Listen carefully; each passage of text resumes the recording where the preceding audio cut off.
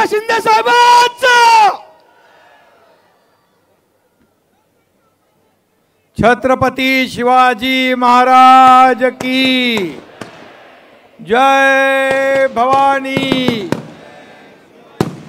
हर हर हर हर जय श्री राम, जय जय श्री राम। काळाराम मंदिरात जायचंय म्हणून अगोदर घोषणा दिलेली आहे।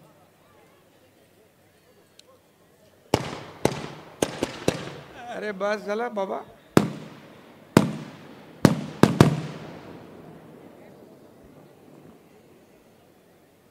जमलेल्या माझ्या तमाम लाडक्या बहिणींनो आणि लाडक्या भावांनो,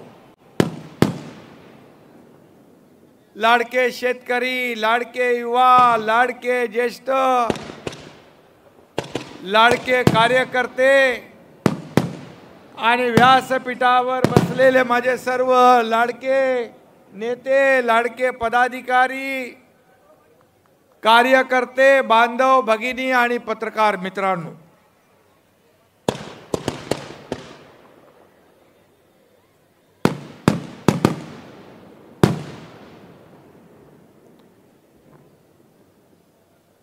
झालं काय?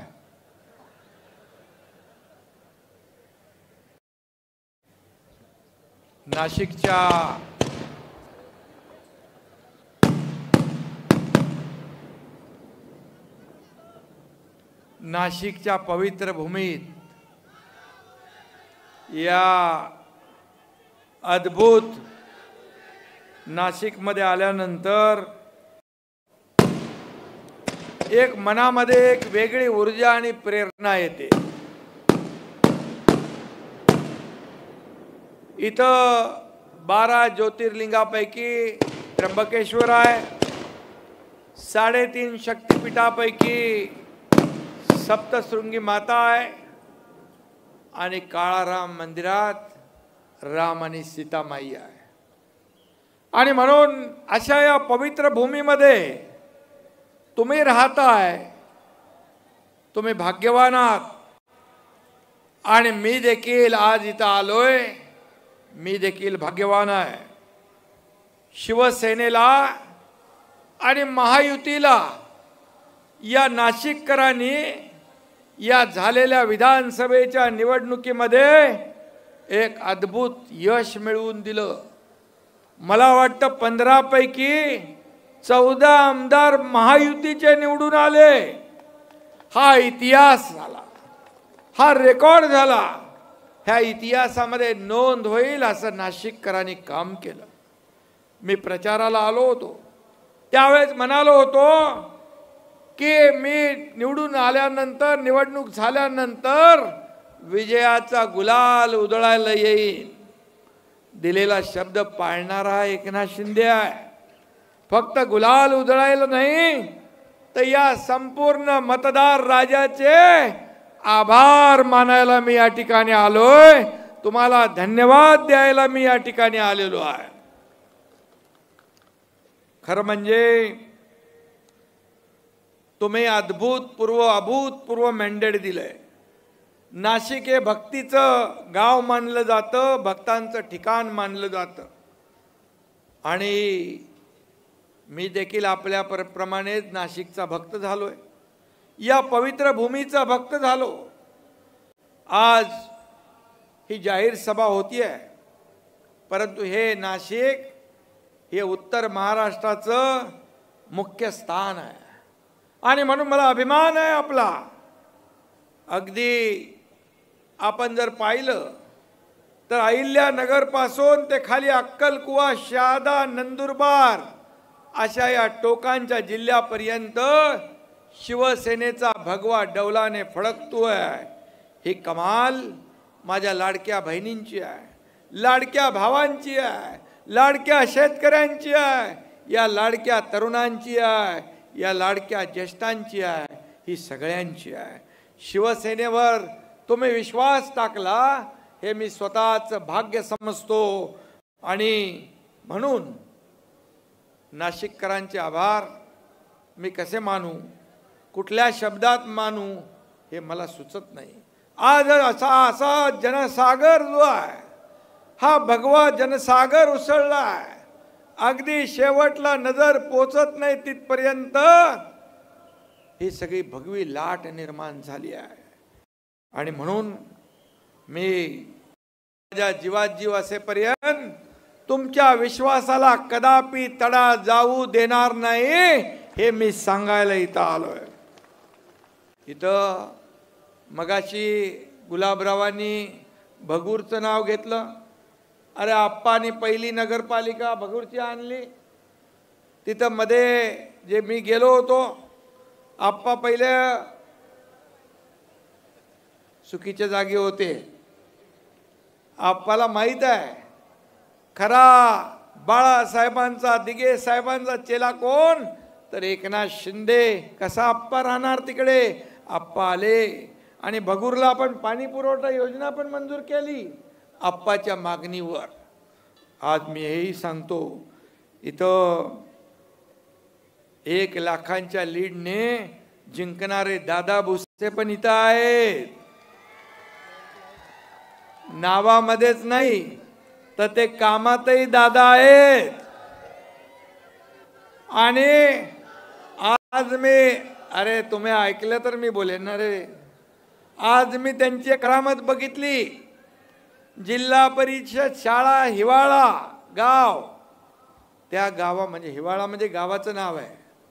त्या गावात शाळेत गेलो. आदिवासी मुलं, आदिवासी शिक्षक, किशोर गावित नावाचा शिक्षक. अरे काय त्याची किमया आहे. अरे तिथली मुलं अगदी दुर्गम भागात, अगदी रिमोट एरियात त्या ठिकाणी ती शाळा पाहिली. दोन्ही हाताने लिहितात.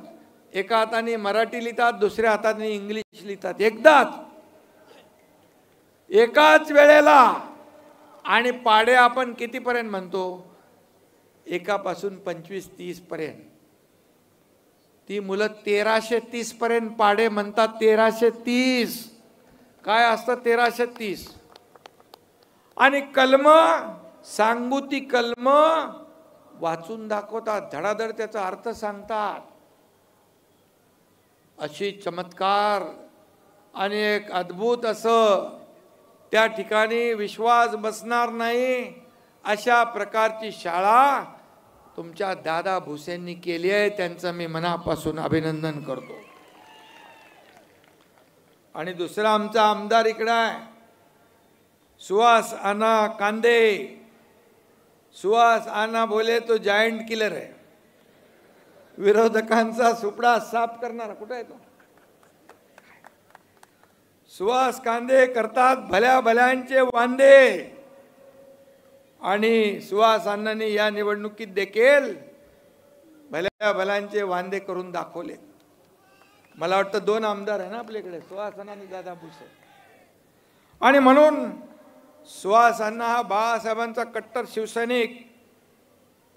कुणी अंगावर आलं की त्याला कसं शिंगावर घ्यायचं ते सुहास अण्णाला माहीत आहे. तसा पेलवान माणूस आहे. आणि म्हणून हे सगळे आपले व्यासपीठावर बसलेले सर्व पदाधिकारी, मी नावं घेत नाही, एवढं मोठं व्यासपीठ आहे.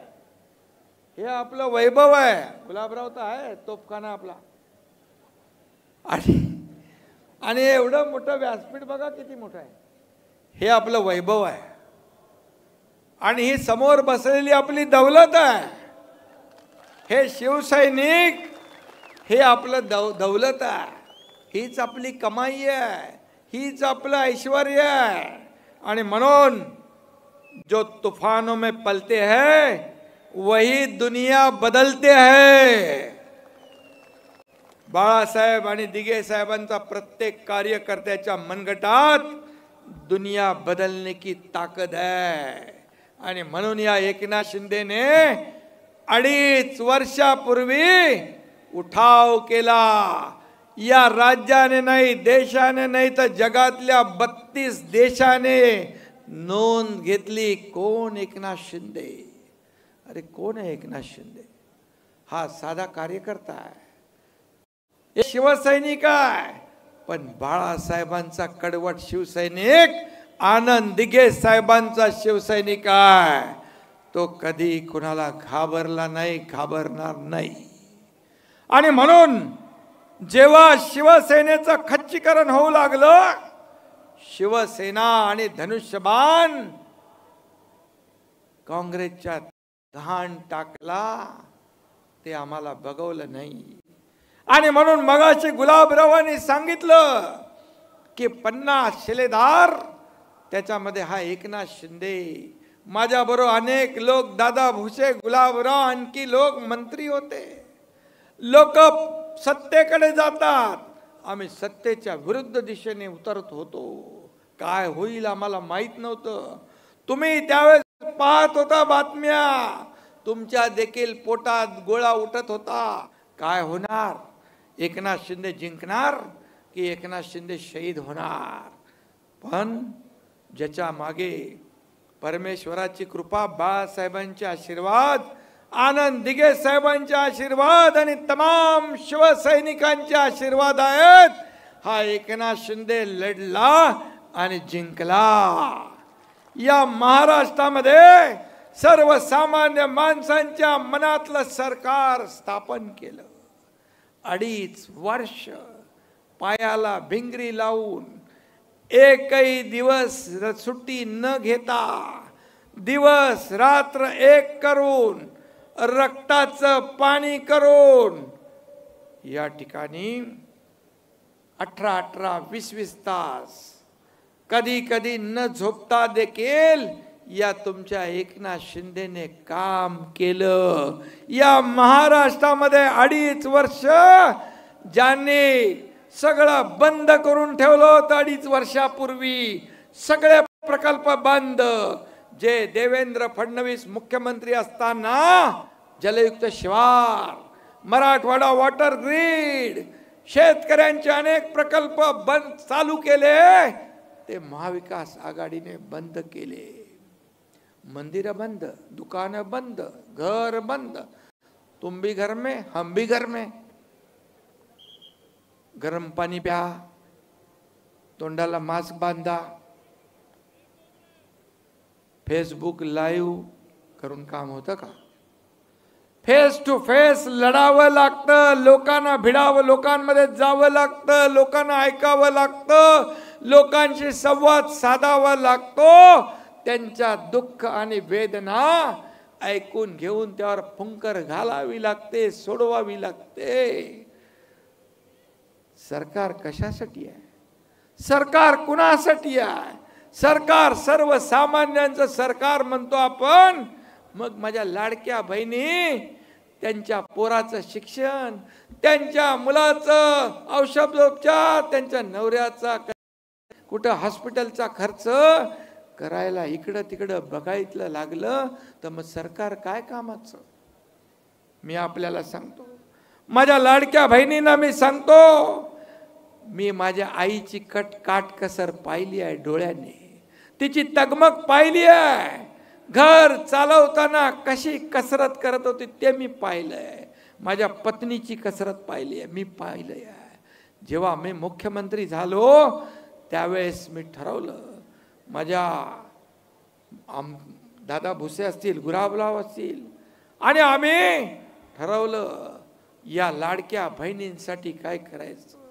त्यांच्या जीवनामध्ये सुखाचे, समाधानाचे दिवस आणायचे असतील तर त्यांच्यासाठी लाडकी बहीण योजना का करू नये.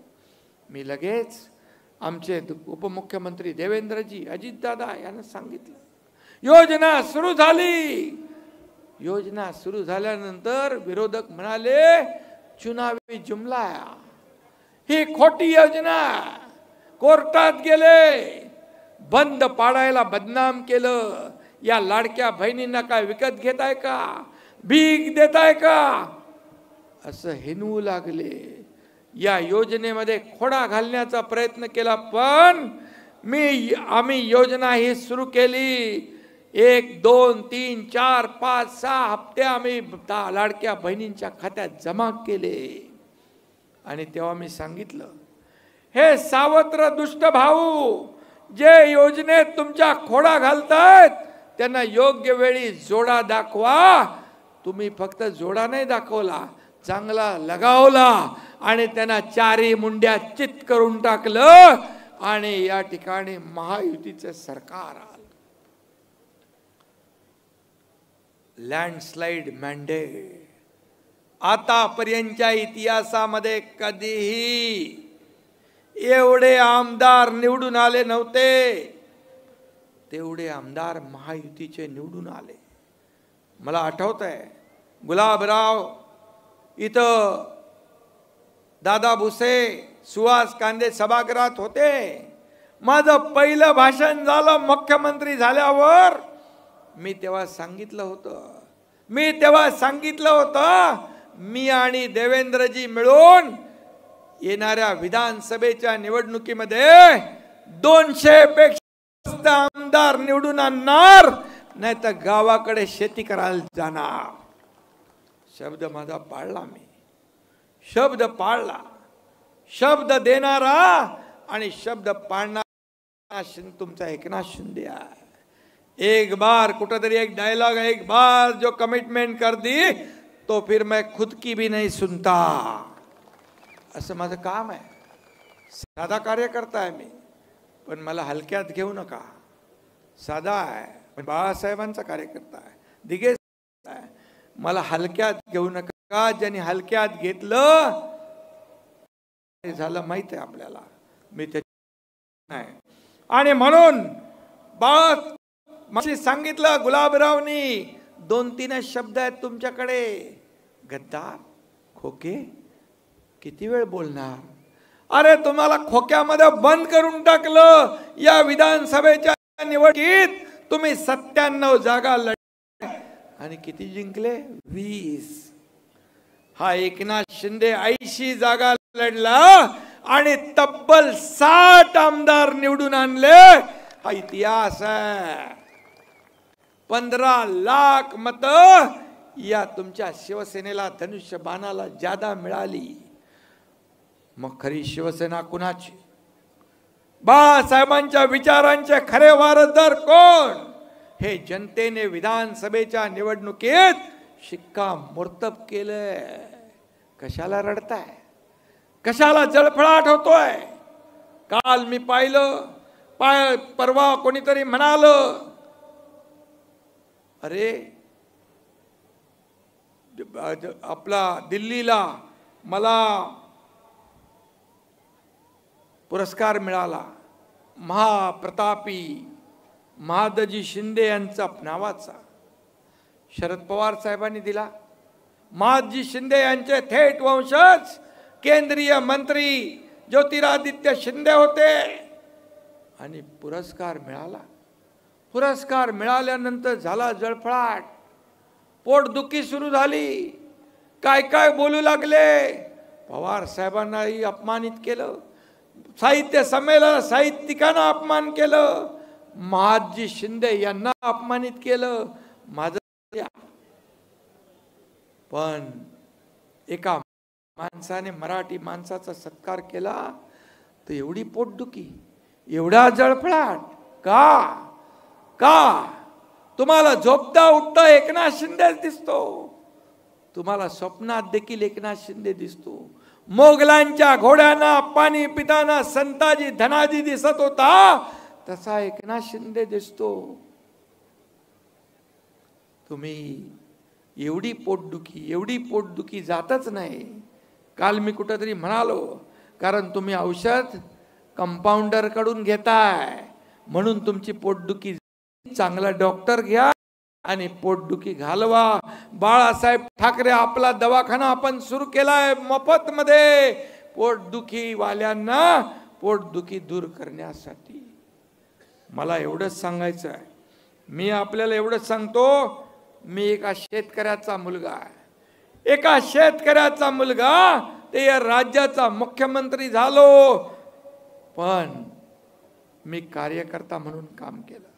कालही कार्यकर्ता म्हणून काम केलं, आजही कार्यकर्ता म्हणून काम करतो आणि उद्याही कार्यकर्ता म्हणूनच काम करणार आहे.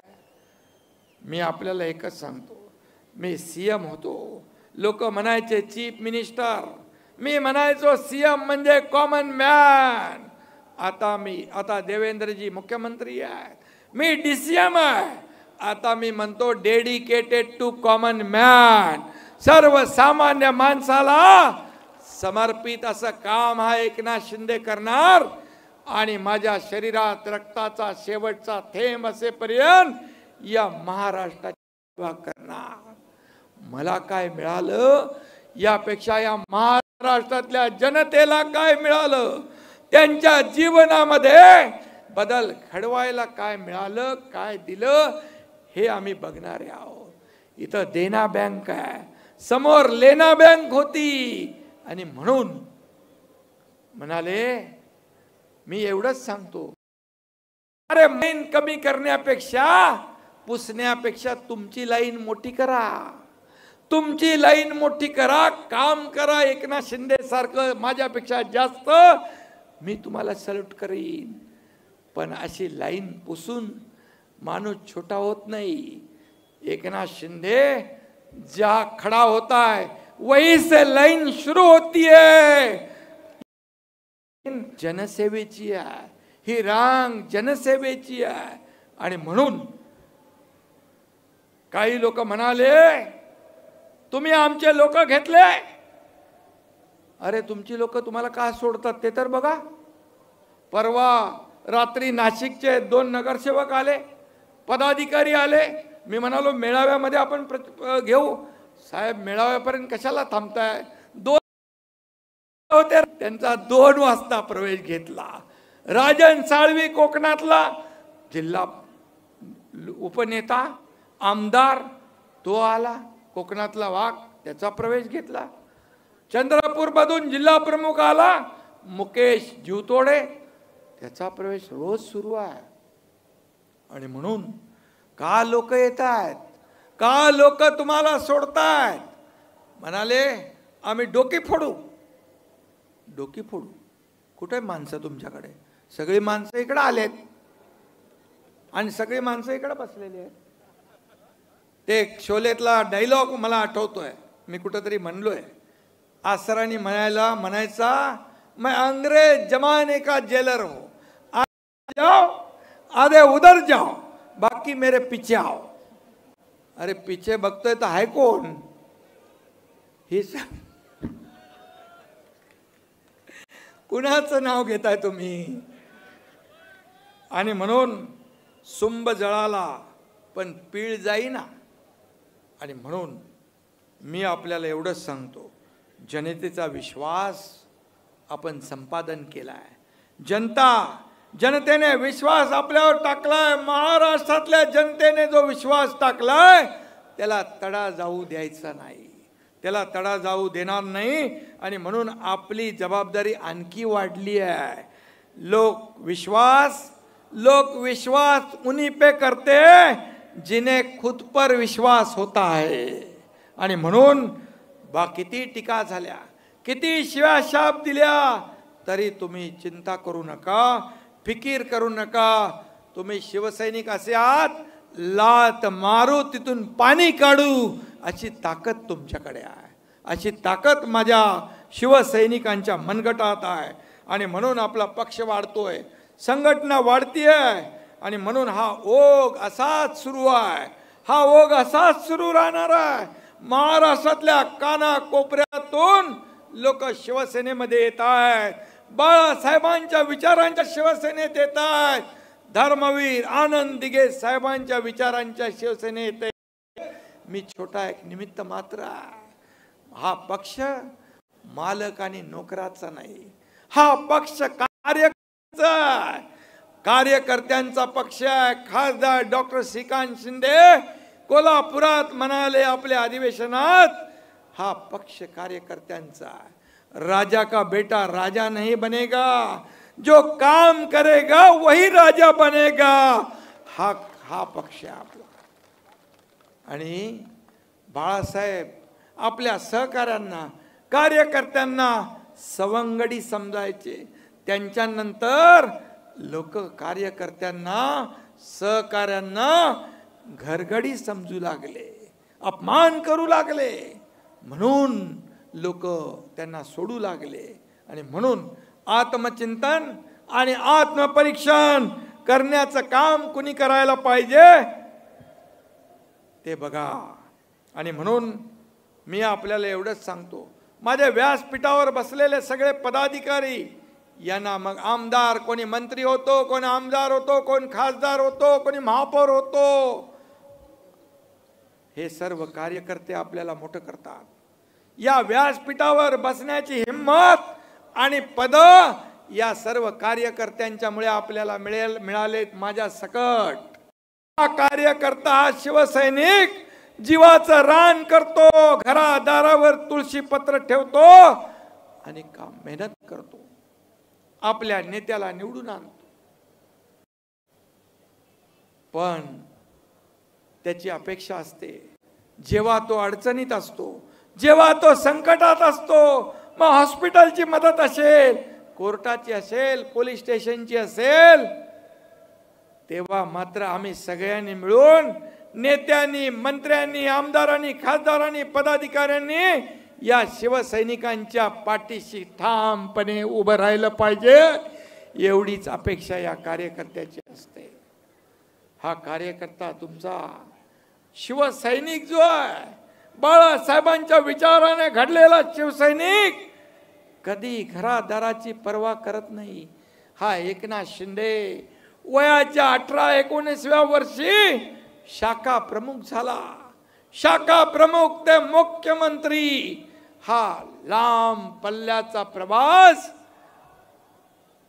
करू शकला, कारण बाळासाहेबांचे आशीर्वाद, दिघे साहेबांची शिकवण आणि केलेले कष्ट आणि मेहनत, जीवावर बाजी, जीवावर उदार होऊन काम करणारे शिवसैनिक मला माझ्या सोबतीला आहेत. हेच माझं वैभव आहे, हेच माझं ऐश्वर्य आहे आणि हीच माझी कमावलेली दौलत आहे. एकनाथ शिंदे कोण आहे? एकनाथ शिंदे निमित्त मात्र आहे. आणि म्हणून मी आपल्याला एवढंच सांगतो की आता आपल्या खासदारांच्या, आमदारांच्या निवडणुका झालेल्या आहेत. आता स्थानिक स्वराज्य संस्था म्हणजे या कार्यकर्त्यांच्या निवडणुका आहेत. जिल्हा परिषद, महापालिका, नगरपालिका ज्या काही निवडणुका आहेत, या निवडणुकांमध्ये आपण काम करायचं, आपण या लोकांसाठी काम करायचं आहे, मेहनत करायची आहे, कष्ट करायचे आहेत. आणि पुन्हा एकदा या महाराष्ट्राला जसं विधानसभेत यश मिळालं, तसं यश पुन्हा या स्थानिक स्वराज्य संस्थांच्या निवडणुकामध्ये मिळाल्याशिवाय राहणार नाही. कारण आपण काम करणारे लोक आहोत. घरी बसणाऱ्या लोकांना कायमचं घरी बसवण्याचं काम या पुढच्या निवडणुका राहणार नाही. कुणाला शिव्या देताय? अगदी प्रधानमंत्री असू दे, केंद्रीय गृहमंत्री असू दे, एकनाथ शिंदे असू दे, राज्याचा मुख्यमंत्री असू दे, कोणी असू दे, निवडणूक आयोग असू दे, सुप्रीम कोर्ट असू दे, सगळ्यांवर आरोप. मगाशी गुलाबरावनी सांगितलं, एवढा मोठा मॅन्डेट मिळाल्यानंतर आता ईव्हीएम वर संशय घेतला, त्यानंतर मतदार याद्यांवर घेतला. म्हणजे जेव्हा तुम्ही जिंकता तेव्हा ईव्हीएम बरोबर आहे, आणि जेव्हा तुम्ही हरता तेव्हा ईव्हीएम चुकीचा आहे, मग निवडणूक आयोग चुकीचा आहे, कोर्ट चुकीचा आहे, मतदार याद्या चुकीच्या आहेत. आणि हे जनतेने तुम्हाला दाखवलंय, तुमची जागा जनतेने तुम्हाला दाखवली आहे. आणि म्हणून यामधून तुम्हाला आत्मपरीक्षण, आत्मचिंतन केलं पाहिजे. माझ्याकडे येत आहेत त्यांचं मी स्वागत करतोय, पण तुमच्याकडून का जात आहेत याचा विचार करा. फक्त एकनाथ शिंदे याला शिव्या शाप, शिव्या शाप 2.5 वर्ष झाले, आजही देत आहेत. एकनाथ शिंदे तुमच्या आरोपाला आरोपाने नाही तर कामातूनच उत्तर देणार. आणि म्हणून जनतेला तेच पाहिजे, जनतेला हे आवडत नाही. आणि म्हणून आणि ताई लाडकी बहीण काय म्हणते, तिकडे आपल्याला मी सांगतो, आता कुंभमेळ्याची बैठक घेऊन आलो आम्ही. कुंभमेळा 2027ला होतोय. कुंभमेळ्याची तयारी, या ठिकाणी येणारे लाखो करोडो भाविक जसं सरकार नियोजन करणार तसे आपल्या शिवसैनिकांची देखील जबाबदारी आहे की आलेल्या प्रत्येकाला सुखरूप पुन्हा घरी पाठवलं पाहिजे. आणि त्यासाठी देखील आपण सगळ्यांनी तयारी करा. कुंभमेळा महत्वाचा आहे. आपल्या हिंदू धर्माचा प्राचीन वारसा आहे, संस्कार आहे. आणि म्हणून हा देखील विकास हा सुद्धा संस्कार आहे. आणि म्हणून मी आपल्याला एवढंच सांगतो, प्रयागराजमध्ये कुंभमेळा होतोय, करोडो लोक तिकडे गेलेत. आता 2027 मध्ये लाखो करोडो लोक देखील इथे येतील. आता दादा भुसे, सुहास कांदे आम्ही बैठकीला होतो आणि त्याचं नियोजन काय झालं पाहिजे यासाठी देखील मुख्यमंत्री आम्ही सर्वजण टीम म्हणून काम करणार. आणि म्हणून आपल्याला मी मनापासून या ठिकाणी शुभेच्छा देतो. खरं म्हणजे मला आठवतंय, प्रधानमंत्री मोदी साहेबांनी मंदिरांच्या स्वच्छतेची मोहीम इथून चालू केली होती, नाशिकमधून. आणि म्हणून नंतर सभा आणि विधानसभा निवडणुकांमध्ये आपण विरोधकांचा सफाया करून प्रकारे स्वच्छता सुरू केली. आणि म्हणून येणाऱ्या स्थानिक स्वराज्य संस्थांमध्ये देखील आपल्याला अशी स्वच्छता मोहीम सुरू ठेवायची आहे. मी आपल्याला एवढंच सांगतो, मला आपल्याकडून एवढीच अपेक्षा आहे, हे शिवसेना गावागावामध्ये पोचवा. गाव तिथे शाखा, घर तिथे शिवसैनिक नव्हे, मनामध्ये मनामध्ये शिवसेना पोचवण्याचं काम आपल्याला करायचं आहे. आणि म्हणून जी सदस्य नोंदणी सुरू आहे, सदस्य नोंदणी सहभागी व्हा, लोकांना सोबत घ्या. शिवसैनिक लोक आतुरतेने आपली वाट पाहताय, तुम्ही पोचलं पाहिजे तिकडे. आणि म्हणून मी आपल्याला एवढंच सांगतो, नाशिकचा विषय काहीतरी टॅक्सचा होता, टॅक्सचा काहीतरी विषय होता, मला मगाशी अजय सांगत होता. टॅक्सचा विषय तो देखील आपण मार्गी लावू. मी मुख्यमंत्र्यांना सिडकोची इथली घरं फ्री होल्ड केली, त्यामुळे लाखो नागरिकांना त्याचा फायदा झाला. नारपार गिरणा नदीजोड प्रकल्प, त्याला 7,000 कोटीची मान्यता आपण दिली आहे. नाशिक जळगाव जिल्ह्याला सिंचनाचा मोठा त्याच्यामुळे फायदा झाला आहे. वाढवण ते नाशिक हाय स्पीड कनेक्टिव्हिटी आपण करतोय. नाशिक जिल्ह्याचा GDP 1,36,000 कोटीवरून पुढील 5 वर्षात 2,75,000 कोटीपर्यंत वाढवण्याचा आपला उद्दिष्ट आहे. आणि म्हणून या भागामध्ये जे काय आपले शेतकरी आहेत, त्या शेतकऱ्यांच्या, मग द्राक्ष बागायतदार आहे, कांदावाला, जे कोणी असतील त्यांना बिलकुल मदत करण्याचं काम सरकार करेल. आणि सरकार त्यांच्या पाठीशी खंबीरपणे उभं राहील. कारण शेतकरी हा आपला अन्नदाता आहे, शेतकरी हा आपला मायबाप आहे. किती योजना शेतकऱ्यांना केल्या आपण, कधी झाल्या नव्हत्या एवढ्या योजना आपण केल्या. पण विरोधक म्हणतात काय दिलं, काय दिलं, काय दिलं. 45,000 कोटी रुपये शेतकऱ्यांच्या 2.5 वर्षामध्ये आपण त्यांच्या योजनांवर खर्च केले. आणि म्हणून हे सर्वसामान्यांचं सरकार आहे, हे शेतकऱ्यांचं सरकार आहे. आणि म्हणूनच या राज्यामध्ये एवढ्या मोठ्या प्रमाणात आमदार निवडून आले. आणि म्हणून हीच परंपरा पुढच्या स्थानिक स्वराज्य संस्था निवडणुकीमध्ये आपल्याला कायम ठेवायची आहे, हे मी सांगायला आलोय आणि तुमचे धन्यवाद मानायला आलोय. पुन्हा एकदा आपल्या सर्वांना मनापासून मी शुभेच्छा देतो, मनापासून आपल्याला धन्यवाद देतो. जय हिंद, जय महाराष्ट्र, जय श्रीराम. जोरात टाळ्या झाल्या पाहिजेत. कोणीही जागेवरनं उठू नका.